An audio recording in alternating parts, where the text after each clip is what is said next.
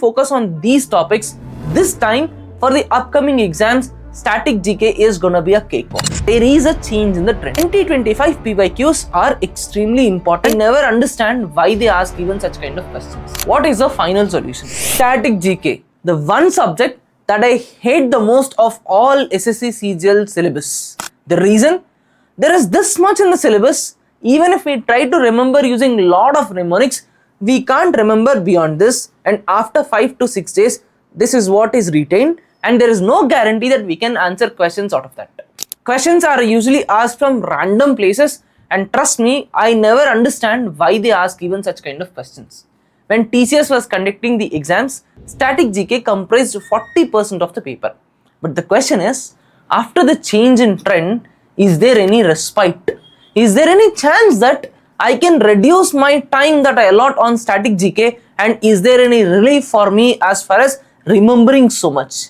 Well, just like every time, this time I have the data. Let's take a look at it and let's understand what is happening as far as static GK is concerned. Now, to do the analysis of static GK, I have considered these as the static GK syllabus.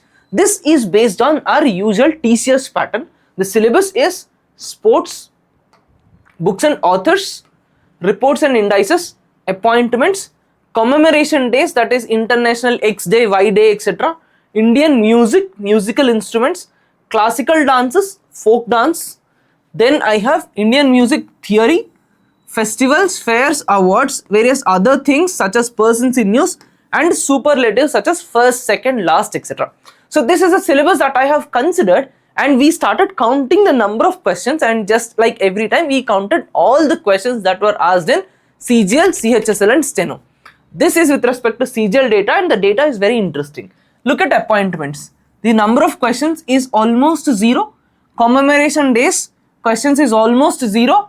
And the topics such as fairs, there are no questions. Awards, there are no questions.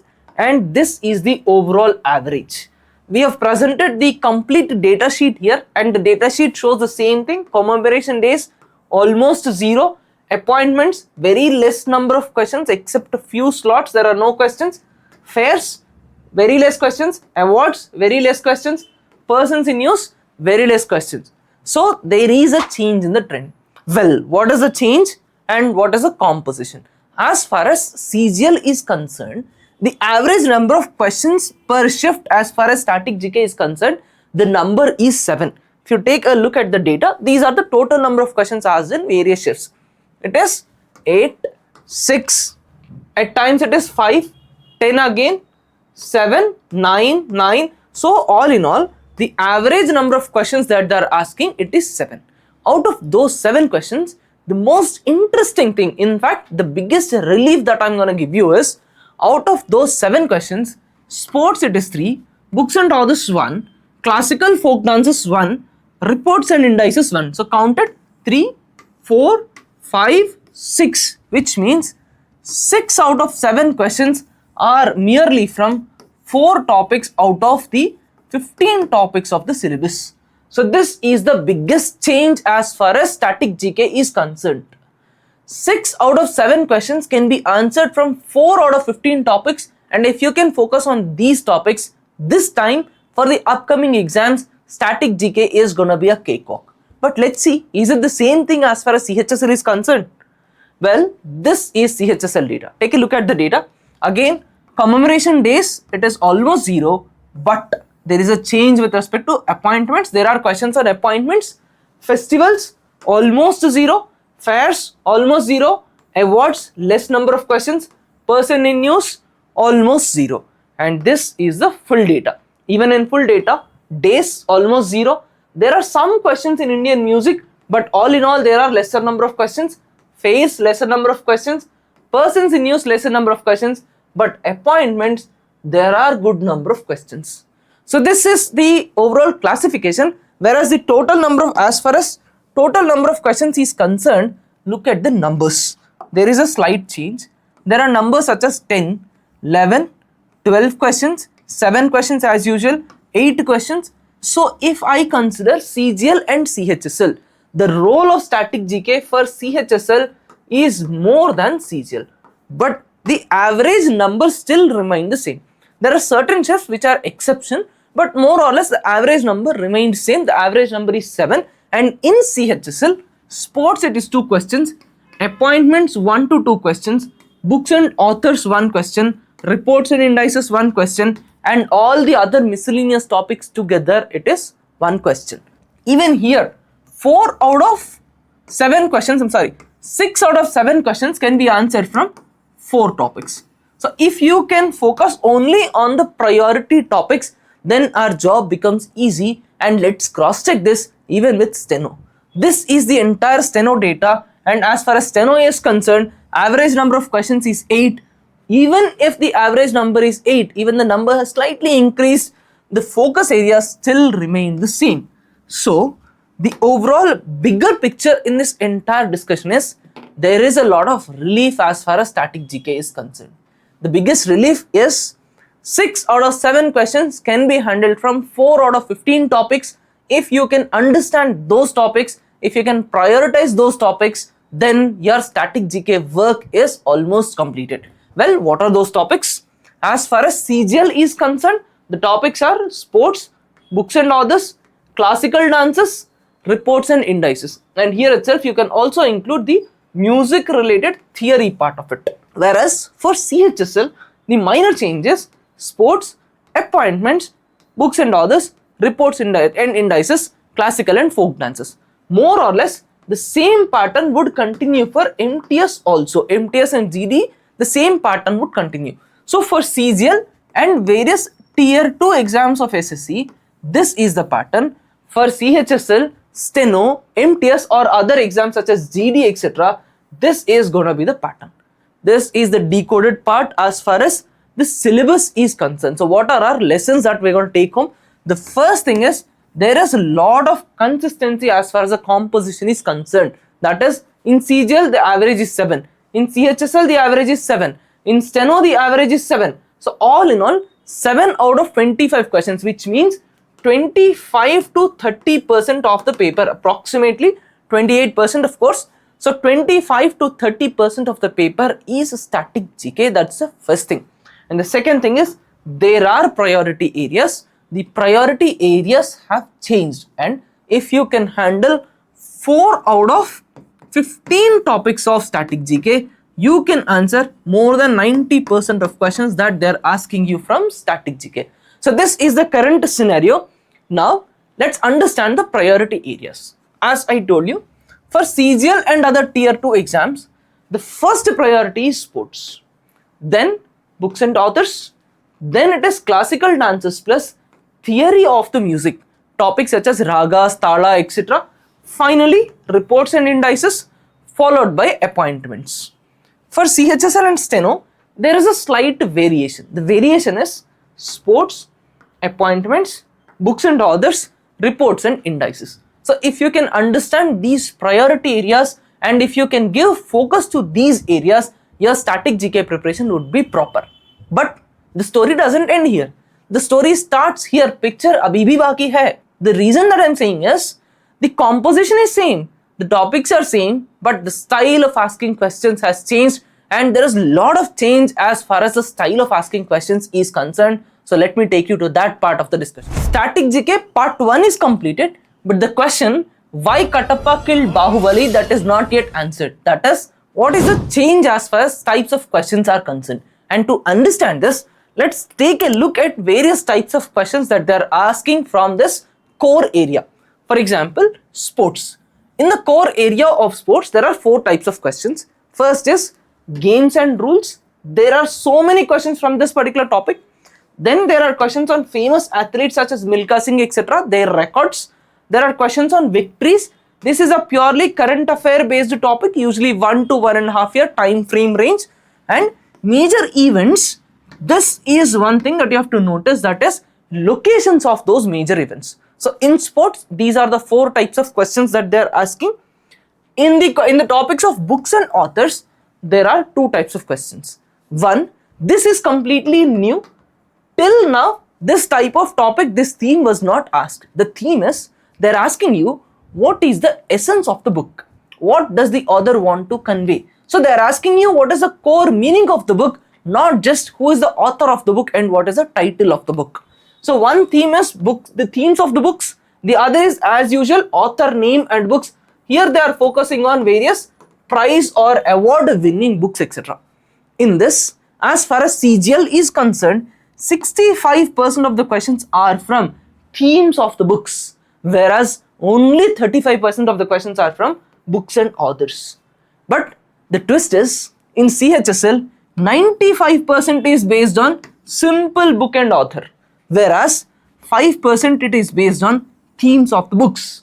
So if you are preparing for CGL, you want to prepare books and authors, you need to have a crystal clear clarity on what is the essence of the book, what does the author want to convey. Similarly, in the next topic, the topic of dances, all in all, the types of questions are theoretical questions on classical dances, UNESCO list, and tribal and folk dances. But the twist is, in CGL exams, they are asking you what is the theme of the dance, why is this dance performed, what are the props that they use. These are the questions that they are asking in CGL, whereas in CHSL, they are simply asking this particular dance, Lavani is from which state, Thangta is from which state. So that is CGL and CHSL. So my dear friends, now with the change in the trend, the preparation for CGL is completely different from the preparation of CHSL and MTS together. So the next theme of music. Within the theme of music, you have theory, questions on ragas, talas, etc. There are questions on instruments and various ustads, and just like dances, even in music, in CGL, they are asking you deeper questions. They are asking you theory, that is a question, the elements of Carnatic music, the elements of Hindustani music, etc. Whereas in CHSL exam, simply they are giving you instruments, they are talking about the folk songs, they are giving a list of songs and they are asking about which state it is. The next theme is reports and indices. This is also a twister. In reports and indices, usually they can ask you, what is the report, who published it, what is the rank, what are the pillars or the performance metrics as far as this particular report is concerned. When you take a look at CGL, in CGL, 65 to 70% are based on, questions are based on what are the pillars of this report, what are the reasons, what is the impact of this particular report, the analytical portion. Whereas 35% they are asking questions on organizations and rankings, whereas CHSL is concerned, 90% of the questions are simply based on organization and rankings, environmental performance index, who is the first, who is the last, who releases this, who releases a particular report. That's it. Those are the questions that they are asking in CHSL, whereas in CGL you need to have a detailed understanding of the topic. So the question now is, well, you have told everything, you have told us so much, you spoke about composition, you spoke about this, you spoke about that, but what is the final solution? The final solution for static GK is summarized, that is very simple, thoda padho, aage badho. That is, you need to understand where to draw the line. Static GK is one subject where even if you start doing a PhD, you will never be able to complete it, you will run out of your age eligibility to give the exam. So for static GK, draw lines, draw boundaries, don't cross those lines. If the question is out of that line, for you, it is out of the syllabus, because the return on investment is very minimal. And how to draw the line?